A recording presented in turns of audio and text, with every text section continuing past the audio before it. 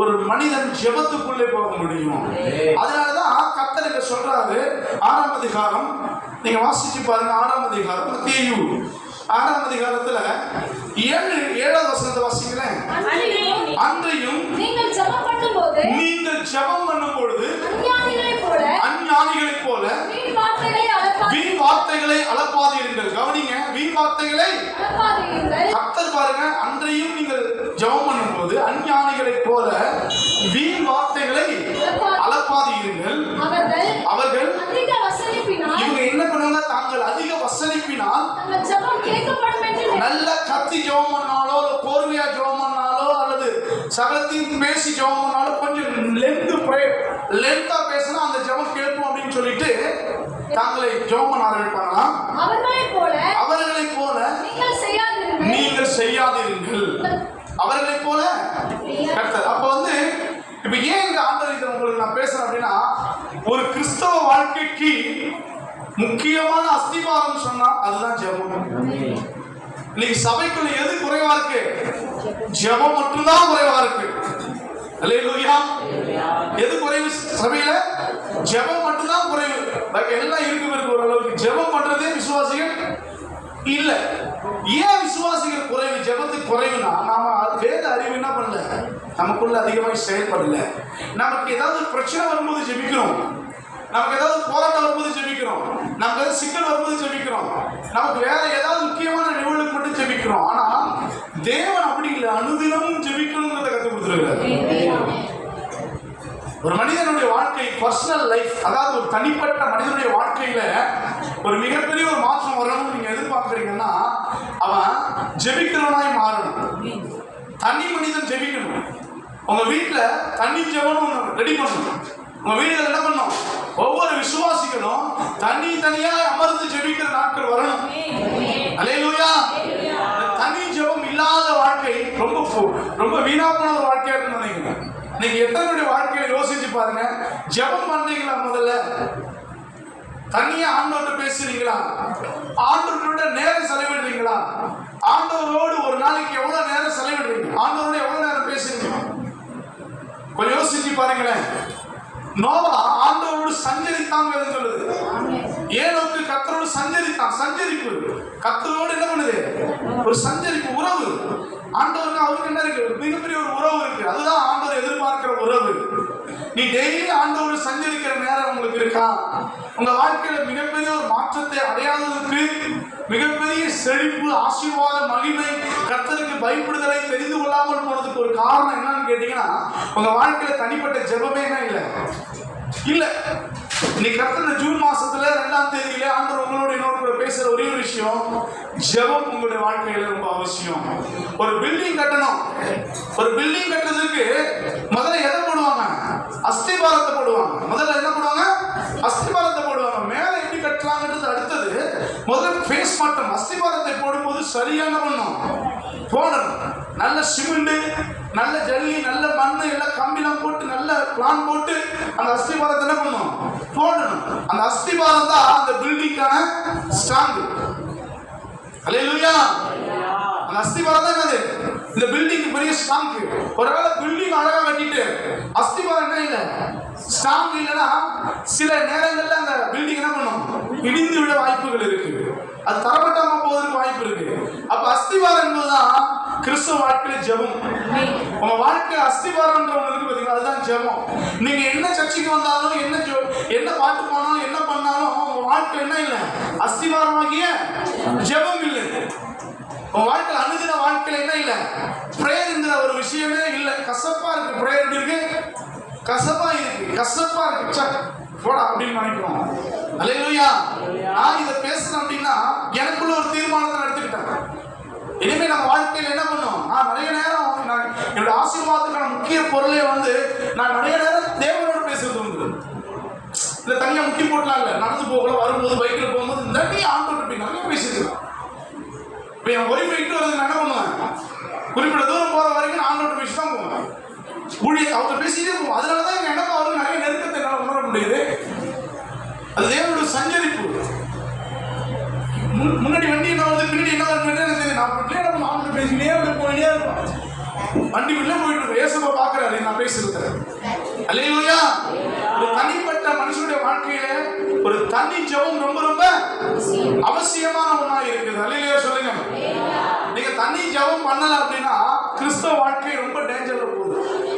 வாழ்க்கைனா இல்லை. எல்லாம் கவனிங்க, தனிப்பட்ட வாழ்க்கையில ஜெபம் இருக்கணும். அதான் வாசிச்சு பாருங்க.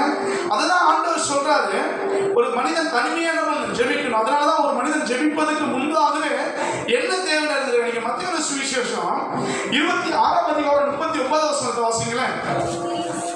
மத்தேயு 26:39 வாசிங்க பார்ப்போம்.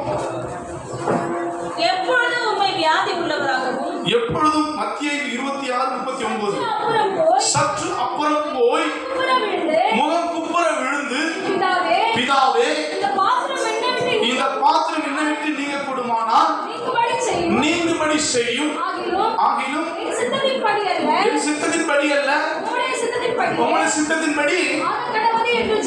ஆமென், அல்லேலூயா சொல்லுங்க. இயேசு 12 சீடர்களோடு போறாரு. எங்க போறாரு? கெத்செமனே தோட்டம். அல்லேலூயா. யாருக்கெல்லாம் தெரியும் கெத்செமனே தோட்டம்? கெத்செமனே தோட்டம் எங்க இருக்கு அப்படின்னா, இயேசு சிலுவையில் அறைவதற்கு முன்பாக கடைசியா ஜெபித்த ஒரு இடம். அல்லேலூயா. இந்த தோட்டத்துல போய் அவர் ஜெபம் பண்ண போகும்போது சீடர்களோடு தான் போறாரு. ஆனா சீடர்கள் ஒரு இடத்துல விட்டுட்டு அவர் தனியாய் சற்று போய் முகம் குப்புற விழுந்தார். சற்று அப்புறம் போய் அப்படிங்கிறது அப்படின்னு அர்த்தம். எல்லா கூட்டத்தோடு கூட இருந்தாலும் அவர் அந்த சீடர்கள் ஒரு இடத்துல என்ன பண்றாரு? விட்டுட்டு தனிமையான ஒரு இடத்துக்கு போகிறார். சில நேரங்களில் நம்ம விசுவாசத்தை கெடுக்கிறதே நம்ம கூட இருக்கிற கூட்டம் தான். சில நேரங்களில் நம்ம விசுவாசத்தை, நம்ம ஜெபத்தை கெடுக்கிறது யாருன்னா, நம்ம கூட இருக்க உங்க ஸ்பிரிட், அதாவது அபிஷேகத்தை, உங்களுடைய மிகப்பெரிய அந்த வல்லமையை கெடுக்கிறதுக்காக கூட இருக்கிறவங்க தான் கெடுத்து விட்டுருவோம். ஆனா 12 பேரும் கர்த்தருடைய சீடன் தான். ஆனா 12 பேரையும் கர்த்தர் விட்டுட்டு தனியா போய் என்ன பண்றாரு? பிதாவோடு பேசி கொண்டு இருக்கிறார். அல்லேலூயா. நீங்க அதே மார்க் எழுதின புத்தகத்துல பாத்தீங்க அப்படின்னா, அதே மத்தேயு 34 வாசிக்கணும், 41 வாசிக்கணும். அதே பார்த்த பகுதியில 27-41 வாசிக்கிறேன். நீங்கள் சோதனைக்கு உட்படாதபடிக்கு. யார சொல்றாரு? சீஷர்களை பார்த்து சொல்றாரு, நீங்கள் சோதனைக்கு உட்படாதபடிக்கு விழுந்திருந்து ஜெபம் பண்ணுங்கள்.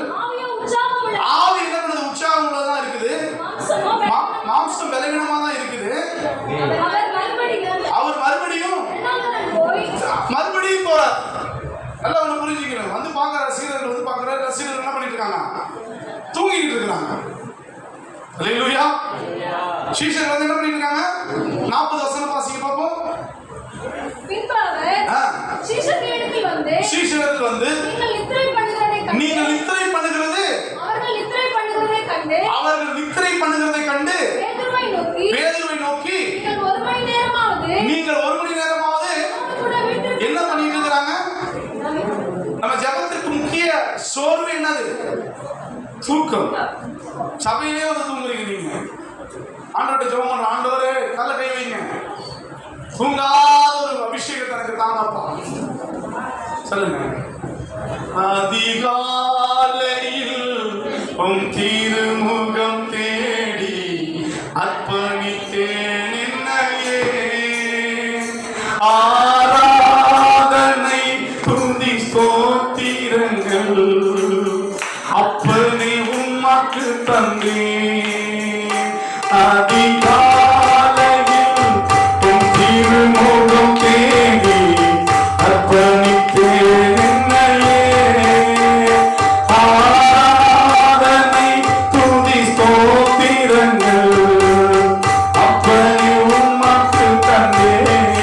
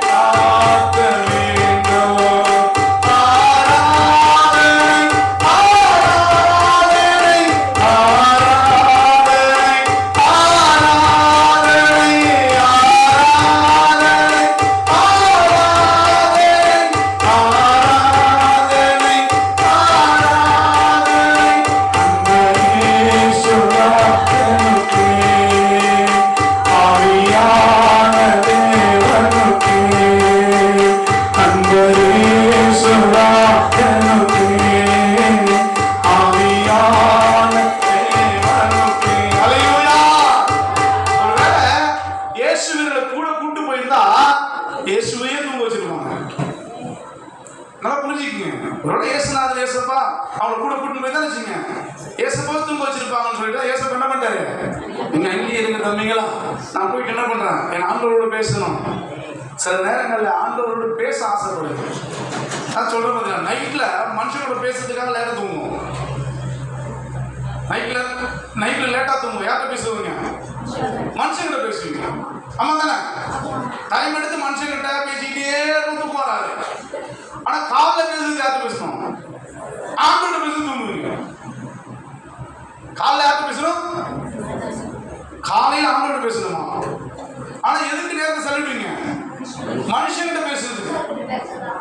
மனுஷங்கிட்ட பேசுறதுக்கு நிறைய நேரம் பார்த்து பேசினே இருப்பீங்க, கதாச்சினே இருப்பீங்க. ஆனா காலையில தூங்கிடுவீங்க. ஏசப்பாட்ட பேச முடியாது. காலையில யார்கிட்ட பேசணும்? ஆண்கிட்ட பேசணும். மனுஷங்கிட்ட பேசுறத குறைக்க முதல்ல வீண் வார்த்தைகளே. அதனால ஏசப்பா போயிட்டு அவங்க சீஷர்ப்பா சொல்றாரு, என்னப்பா தூங்கிட்டு இருக்கீங்க? தூங்குனா என்ன வரும் சொல்லுங்க? தூங்குனா என்ன வரும்?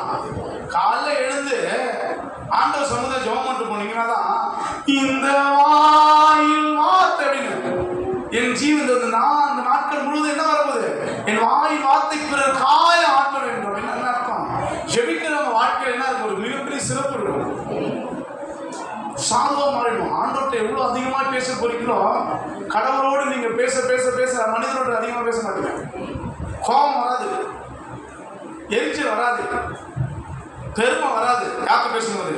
பேசப்பட்ட பேச பேச உறவு கொள்ள கொள்ள கெட்ட எண்ணம் வராது, கெட்ட சிந்தனை வராது, பிறர் மேல பொறாமை வராது, பிறர் ஈகோ வராது, பிறரை போட்டியா நினைக்க மாட்டீங்க. ஆண்டவர்கிட்ட பேசுறவங்க சும்மா பேசுறேன்னு போய் சொல்லிட்டு அடையக்கூடாது. ஜெபிக்கிறேன் சொல்லு, அதெல்லாம் செல்லாது. ஆண்டவரோடு சஞ்சரிக்கிற ஒரு வாழ்க்கை, ஆண்டவரோடு டெய்லி அனுதினமும் ஆண்டவரோடு பேசுற ஒரு வாழ்க்கை இருந்தால் தான் இங்க வர முடியும். சபைக்கு சொல்றாரு ஆண்டவர், சபைக்கு சொல்லுறதை காது உள்ளவன் கேட்க கடவான். நீங்க டெய்லி காலையில எழுந்து ஜெபம் பண்ணுங்க பார்ப்போம், டெய்லி ஆண்டவர்கிட்ட பேசுங்க பார்ப்போம். நீங்க பேசுங்களேன், என்ன நடக்குது மட்டும் பாருங்களேன். பெரிய மாற்றத்தை உங்களால் பார்க்க முடியும். பெரிய பெரிய மாற்றத்தை பார்ப்பதற்கு தான் இயேசு என்ன பண்றாரு? ஜெபிக்கிறார். நான் சொல்றது யார் ஜெபம் பண்றா? நம்ம ஏசப்பா, நம்ம ஆண்டவரே ஜெபிக்கிறாரு. நீங்க மார்க் எழுதின புத்தகத்தை வாசிச்சீங்கன்னா 1:35 வாசிங்களா? 1:35 வாசிக்க பாப்போம் சீக்கிரம். அவர் அதிகாலையில் இருட்டோடு எழுந்து புறப்பட்டு வனாந்தரமான ஒரு இடத்தில் போய் அங்கே ஜெபம் பண்ணினார். அல்லேலூயா சொல்லுங்க பாப்போம். யார் பண்ணா? நம்ம ஆண்டவர் இயேசுவே ஜெபம் பண்ணார். எங்க போனாரு? இருட்டோடு எழுந்து அதிகாலையிலே. அதிகாலை எத்தனை மணி? அதிகாலை எத்தனை மணி? அல்லேலூயா. அதிகாலை என்பது 12 மணி ஆரம்பம். அது அதிகாலை. 12 மணிக்கு ஜெபிக்கிறது அதிகாலை ஜெபம். அதிகாலை 12 மணி இருக்கு பாத்தீங்களா? 3 மணிலாம் இல்ல, 12 மணி தான் அதிகாலை. காலை புது அடுத்த நாள் பிறகுது பாருங்க, அடுத்த நாள் பிறகுது, அது அதிகாலை. 2, 3 மணி வரைக்கும் அதிகாலையா இருக்கு. அதுக்கப்புறம் என்ன ஆயிடுது? 4 மணிக்கு எல்லாம் எழுந்துக்க ஆரம்பிச்சாங்க. அதிகாலை. ஆண்டவர்கிட்ட நீ பேசும்போது யாரும் பேசக்கூடாது, யாரும் பேசாத ஆண்டவர்கிட்ட பேசு. முதல் எழுந்த உடனே ஆண்டவர்கிட்ட பேசு. அப்ப சபையில இருக்கிற எல்லாரும் இந்த தினம் நீ ஜெபம் பண்ணணும். நைட்டு 12 மணிலேருந்து 3 மணி வரைக்கும் என்ன பண்ணுங்க? ஜெபம் ஆரம்பிங்களேன். அந்தகார வல்லமைகள் நிர்மூலமாக்கப்படும். வீட்டில் இருக்கிற கட்டுகள் உடையும், வீட்டில் இருக்கிற பிரச்சனை மாற, அற்புத அடையாள சுகம் உண்டாகும். ஏன்னா நீங்க ஜெபிக்கணும். அதிகாலை ஜெபம் இருப்பீங்களா? நான் இன்னிலேருந்து நான் தீர்மானிக்கிறேன், இந்த 12 மணிலேருந்து 3 மணி வரைக்கும் ஜெபிக்கிற விசுவாசிகள் எழுப்புங்களா? சபையில எழுப்பி மட்டும் பாருங்களேன். கர்த்தர் செய்த அற்புதம் மிக பெருசா இருக்கும். கர்த்தர் செய்த அடையாளம் மிக பெருசா இருக்கும். உங்க வாழ்க்கையில மிகப்பெரிய மாற்றத்தை ஆவி சரியா உணர்றதை நீங்க பார்ப்பீங்க, மாற்றத்தை பார்ப்பீங்க. உதவி சொல்லுவான், உடம்பு சரியில்லைன்னு சொன்ன உடனே பல விதத்தான மருந்து நமக்கு சொல்லுவாங்க. நமக்கு ஒரு வேளை உடம்பு சரியில்லை அப்படின்னா எல்லாரும் சொல்லுவாங்க வைத்தியம். பாத்திருக்கீங்களா? இதை செய்யுங்க அதை செய்யுங்க சொல்றவங்க எல்லாம் என்ன சொல்லுவாங்கன்னா, இதை நீ சாப்பிட்டு பாரு, இது ஒரு பெரிய மாற்றம் உண்டாகும் சொல்லலாம். யாருமே கேட்கலாம், இந்த டாக்டர் போகணும் கண்டிப்பா மாற்றம் உண்டாகும்னு சொல்லுவான். அப்ப நம்ம என்ன பண்ணுவோம்? அது இதையும் வாங்கி சாப்பிட்டா நிற்போம். ஏன் சுகமாகணும்? நான் சொல்றேன், நீங்க ஜெபம் பண்ணி பாருங்க, ஒரு பெரிய மாற்றம் இருக்கு. உலகத்துல ஒரு பெரிய மருந்து நம்ம வாழ்க்கையில் இருக்கிற ஜெபம். ஆண்டவரோடு பேசுற நேரம், ஆண்டவருக்கும் உங்களுக்கு ஒரு தொடர்பு உண்டு பண்ணி பாருங்க. சும்மா சொல்லுங்க, கர்த்தர் சவால் விட்டு சொல்றாரு, நீங்க ஆவியானவர் உங்ககிட்ட ஏன் சொல்றாரு, நீங்க ஜெபம் பண்ணி மட்டும் பாருங்க. தண்ணியா கர்த்தர்ட்ட மட்டும் பேசுங்க பாப்பா.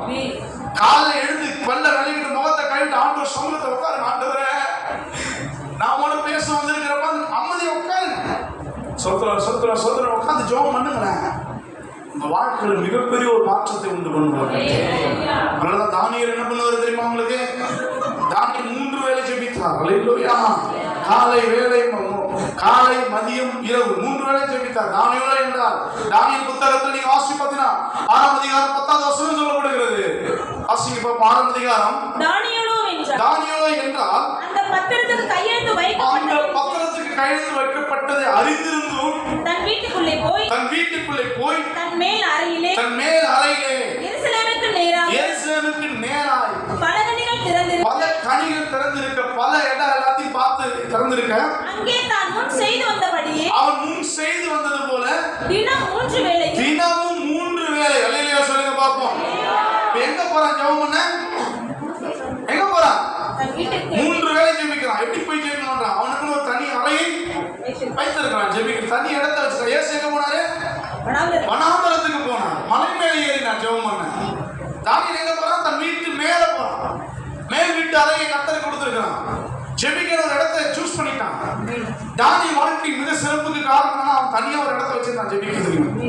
இன்னைக்கு விசுவாசிகள் என்ன பண்றீங்க? சும்மா வலிக்க போறீங்க. என்ன நடக்கும்னு நினைக்கிறீங்க?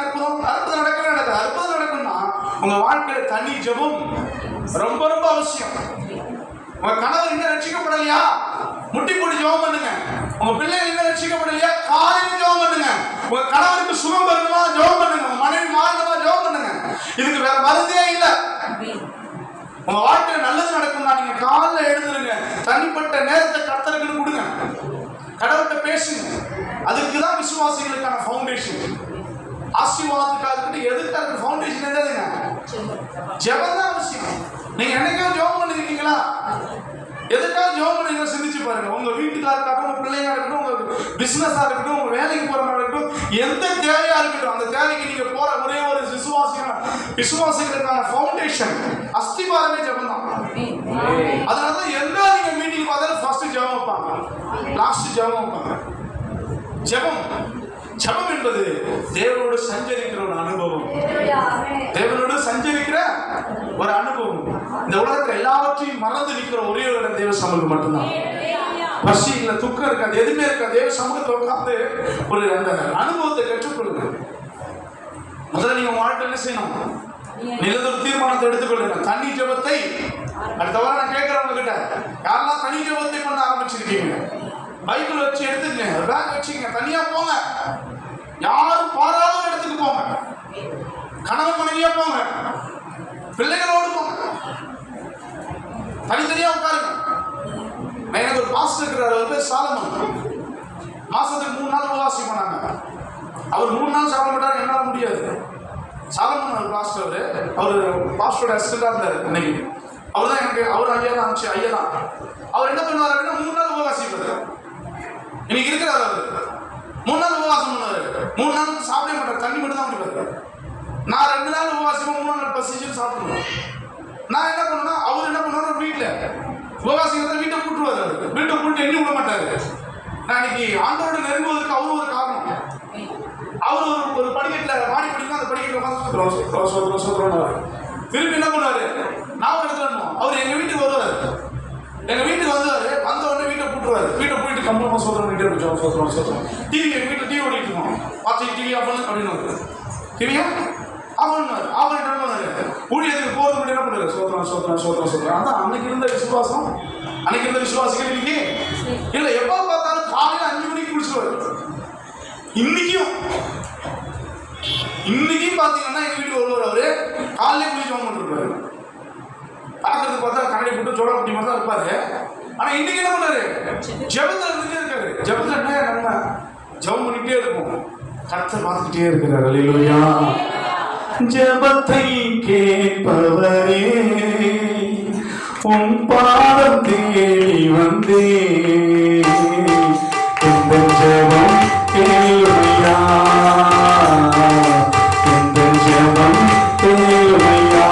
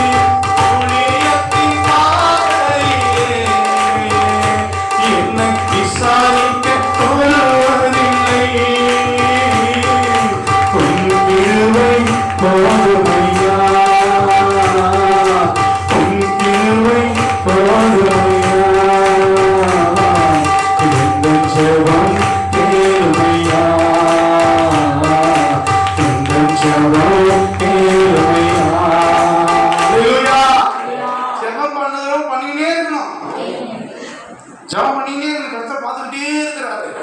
அதனாலதான் சொல்ற, சோர்ந்து போகாமல் எப்பொழுதும் ஜெபம் பண்ணும்படி உங்களுக்கு ஒரு உவமையை சொல்லுகிறேன்னு சொன்னாரு. டெய்லி சோர்ந்து போகாம இடைவிடாமல் ஒரு மனிதன் என்ன பண்ணணும்? ஜெபம் பண்ணிக்கிட்டே இருக்கணும்ன்றார் ஆண்டவர். ஆண்டவர்கிட்ட பேசிக்கிட்டே இருக்கணும், ஆண்டவரோட தொடர்பு இருந்துட்டே இருக்கணும். ஆண்டவரோட தொடர்பு துண்டிக்கிற அளவுக்கு உங்ககிட்ட வரக்கூடாது. நான் தான் ஏற்கனவே சொல்லுவேன், ஆண்டவர் அன்பை துண்டிக்கிற எந்த அன்பும் நமக்கு வேண்டாம் என்கிறார் ஆண்டவர். ஆண்டவரை துண்டிக்கிற அன்பு எந்த அன்பு, அது கணவன் அன்பா இருந்தாலும் சரி, மனைவி அன்பா இருந்தாலும், பிள்ளை அன்பா, ஆண்டவரை துண்டிக்கிற ஆண்டவர் அன்பை மின்னி ஒரு அன்பு வருதுன்னா அது பிசாசு. நான் சொல்லுறேன், எழுதி வச்சுக்கங்க. ஆண்டவரை மிஞ்சி நீ ஒருவனை அதிகமாக நேசிக்கிறனா அது பிசாசு. அளவுக்கு மிஞ்சினா அமிர்தமும் நஞ்சைன்னு சொல்லுவாங்க. அவ்வளவுதான். அளவுக்கு மிஞ்சி யார் மேல அன்பு வைக்கணும்? எல்லா அன்பும் உங்களுக்கு மட்டும் தாங்க. சொல்லுங்க, பேசுற உங்களுக்கு தாங்க. நானே எல்லாமே நீங்க தான், உங்களுக்கே நான் தருகிறேன். அல்லேலூயா. அப்படி இருந்தாதான் மனைவி மேல அன்பு செலுத்தலாம், பிள்ளை மேல செலுத்தலாம். அதெல்லாம் அடுத்தது. ஆனா யார் மேல அன்பா இருக்கணும்? ஆண்டவர் மேல அன்பா இருக்கணும். ஆண்டவருக்காக தன்னை அர்ப்பணிக்கிற ஒரு வாழ்க்கை என்ன பண்ணுது? அதுக்காக தான் சொல்லுவேன், ஆண்டவர் மேலதான் அதிக அன்பு. அதுக்கப்புறம் தான் எல்லாரும் மேலே வைக்கணும். நீங்க நிறைய உறவுகள் நீங்க கெட்டு போறது காரணம் நீங்க யார் மேல வைக்கிற அன்பு இருந்துருங்களா? அந்த அன்பு நீடித்த காலம் வந்துருமா? இருக்குமான்னு யோசிச்சு பாருங்க கொஞ்சம். நீங்க செலுத்துற அன்பு, நீங்க யார் மேல அன்பு செலுத்துற காலம் அந்த அன்பு உங்க கூட வந்துருமா? ஒரு நாள் அந்த அன்பு என்ன பண்ணும்? தூக்கி எரியும். அந்த அன்பு உன்னை கேவலப்படுத்தும். ஆனா இயேசுவின் அன்பு ஒரு நாள் உன்னை கேவலப்படுத்தாது. நீ பாவி தெரிஞ்சியும் உன்னை கேவலப்படுத்தாது. நீ பாவி, நீ சரியில்லை, நீ எல்லாருக்கும் தெரியும். ஆனா அந்த அன்பு என்ன பண்ணுது? உன்னை விட்டு கொடுக்கவே கொடுக்காது. உன் புருஷன் விட்டு கொடுத்துருவான், உன் மனைவி விட்டு கொடுத்துருவா, உன் பிள்ளைகள் விட்டு கொடுத்துருவாங்க, உன் அண்ணன் தம்பி சொந்த பந்தம் எல்லாம் தூக்கி எறிஞ்சிருவான்.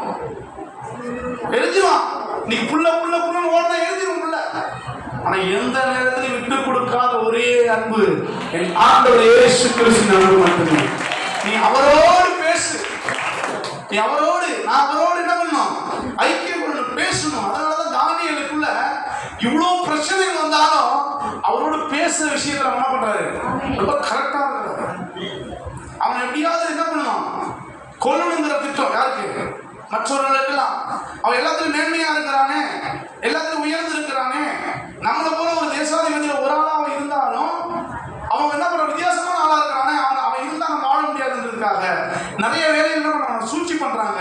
அவன் என்னதான் சூழ்ச்சி பண்ணாலும், இல்லையா சொல்லுங்க, என்னதான் சூழ்ச்சி பண்ணாலும், பிசாசு எனக்கு என்னதான் சூழ்ச்சி பண்ணாலும் என் கூட இருக்கிற ஒரு பெரியவர் சொல்லிட்டு அவன் திரும்ப தனித்து ஒரு இடத்துக்கு போக ஆரம்பிச்சான்.